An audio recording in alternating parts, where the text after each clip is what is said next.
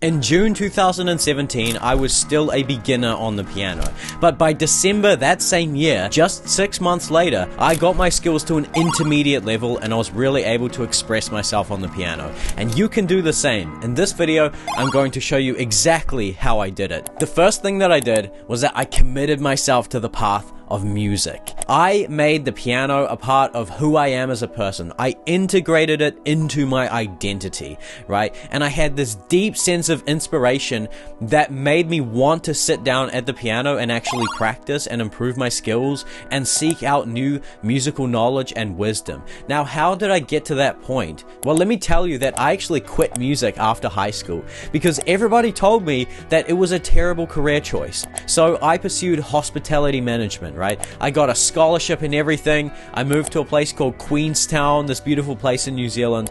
And for the first few weeks, I was actually spiraling down into a kind of depression. I didn't have the piano. One day, I was walking through the streets of Queenstown and I stumbled upon AJ Hickling. He was this incredible piano busker there.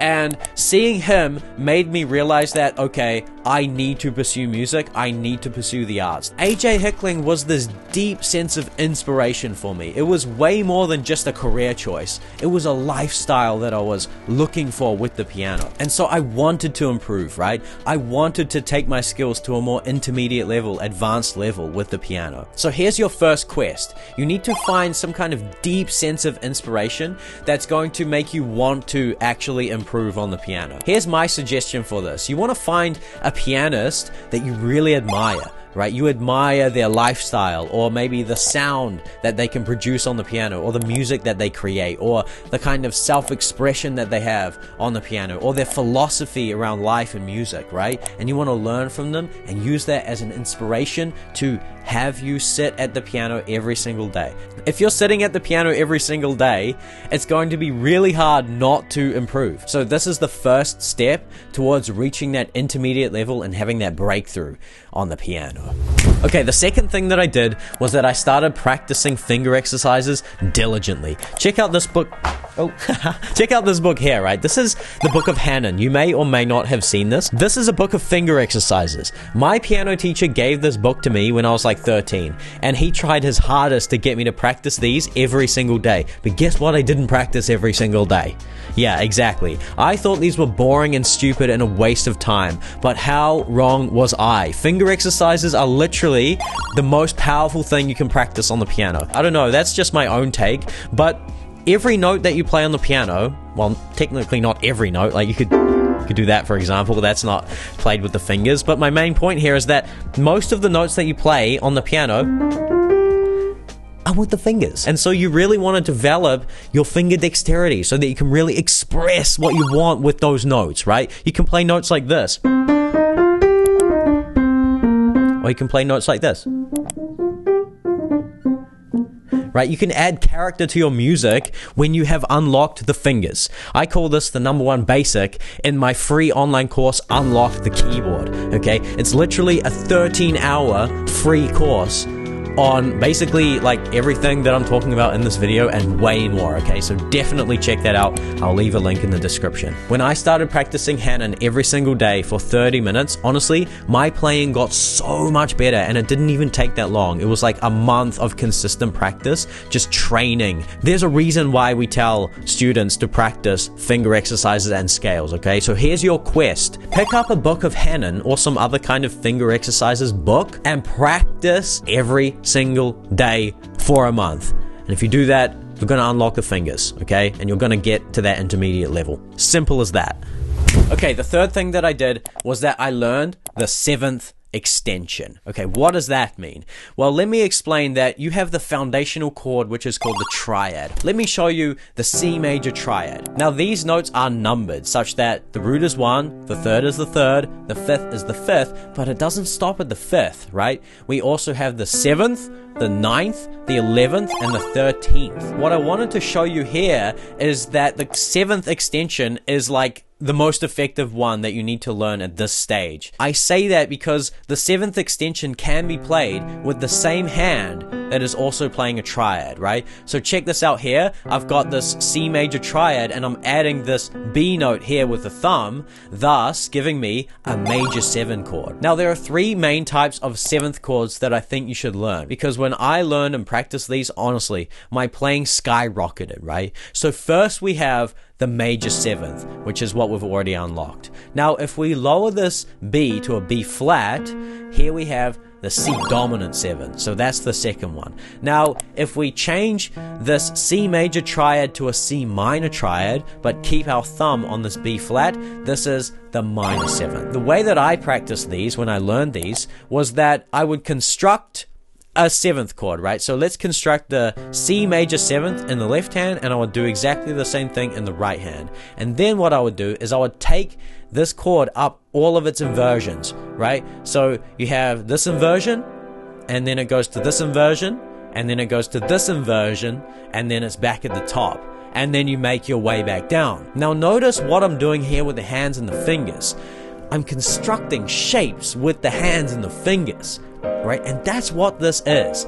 It's actually a matter of hand shapes. And what we're doing here is we're practicing the physicality of 7th chords. Now your quest at this level is to learn all of the 7th chords in all 12 keys in both hands. Yes, that sounds quite rigorous, but if you want to reach that intermediate level, you need to have these chords at command, right? And you can use these chords to sound like a pro, right? In composition, in production, in performance, whatever you want to do with the piano, okay? The 4th thing that I did was that I learned how to improvise on the keyboard. So now that I had acquired these shapes to play these 7th chords in the hands, right? What I would do is that I would simply play a minor 7 in the left hand, just like this. This is a C minor 7, right? What I would do in the right hand is I would kind of jam on top of this, okay? So you just play it in the left hand, and then you play some notes in the right hand. Now, what notes do you play in the right hand? Good question. You play the notes of the pentatonic scale built from the same root of the chord that your left hand is playing, right? So in this instance, my left hand is playing a C minor 7, okay? So I would play the C minor pentatonic scale, which sounds like this. And you can just use those notes to kind of jam and, you know, start to come up with little melodies, improvise little ideas, and just have fun on the keyboard, right?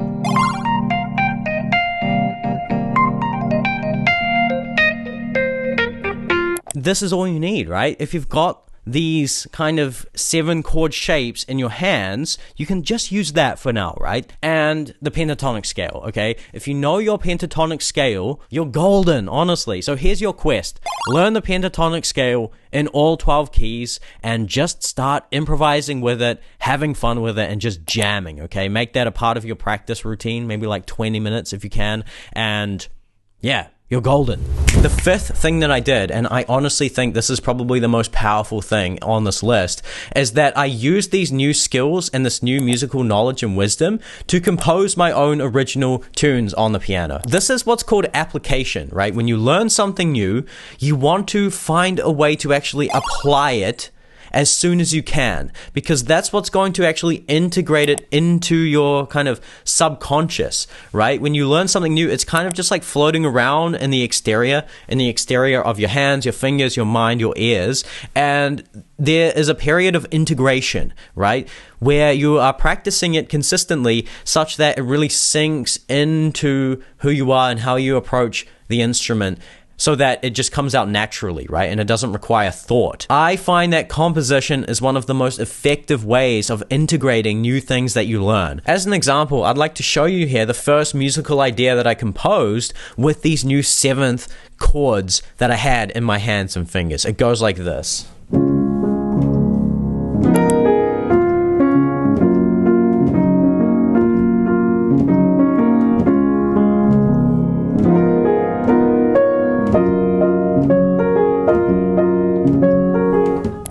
That tune is called The Elephant and the Butterfly, and yeah, it just kind of came out naturally. I didn't like sit there and decide to write a tune. It just emerged based on these new things that I was like developing in my hands and fingers, right? Because my hands now had these new shapes that they could form into, and so I started experimenting with those shapes, and it just allowed more melodies to kind of emerge through that high level of technical skill, right? So here is your quest at this stage. You want to use the new skills and new musical wisdom that you're acquiring to compose original tunes on the piano. Honestly, if you're not composing original music on the piano, why not?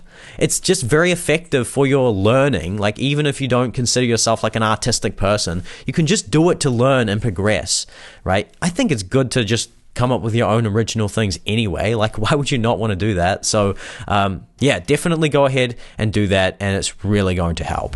And the sixth and final thing that I did was that I started busking, right? So after this period of transformation and training, I'd finally unlocked my abilities to a level where I was confident in my playing and I could express my ideas, and I'd composed these new tunes and I wanted to take them out for a ride. So you know what I did? I got myself a battery operated keyboard and a battery operated amplifier, and I went out there on the Queenstown waterfront and I started busking. I joined in company with my piano hero AJ Hickling. This was a kind of revelation in my music journey because I was no longer in this kind of ghost mode, this training mode, working on my skills. I was actually taking my skills out into the world and using them to actually share music with other people. Now, what this really is performance. Okay, so what you really want to do at this stage is you want to take your skills out and actually use them in a live setting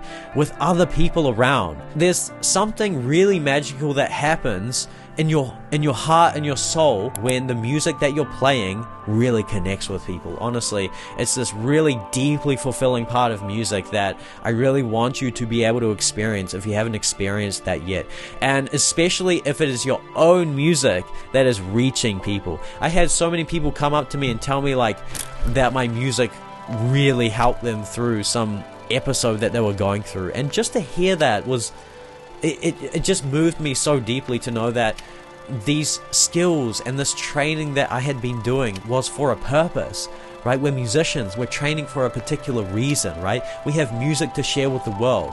We're not just refining our skills just for ourselves, right? We want to share it with the world, okay? So this is a matter of purpose. This is a matter of sharing. So your quest at this stage then is to find somewhere to perform and actually take your skills out for a ride, okay? So this might not be busking because busking isn't super practical for everywhere, right? I was really fortunate to be in Queenstown, which is literally perfect for busking. But you could also seek out open mic nights, right? I found an open mic night in this city when I moved to it, Dunedin, in 2018. It was called A Dog with Two Tails, right? Every Wednesday. They had an acoustic piano there, and I was going there and just playing my tunes, right? You could also find like a jazz jam session. You could also find like, I don't know, a band to join or just something, okay? Do something. It's your quest. You can figure it out, okay? I'm not gonna hold your hand every step of the way, right? Okay, that's the end of the video. Thank you so much for watching. I really hope that this will serve as an effective map to take your skills from a beginner level to a more intermediate level and beyond. Good luck, have fun, vibe and subscribe, and I'll see you in the next one. Peace!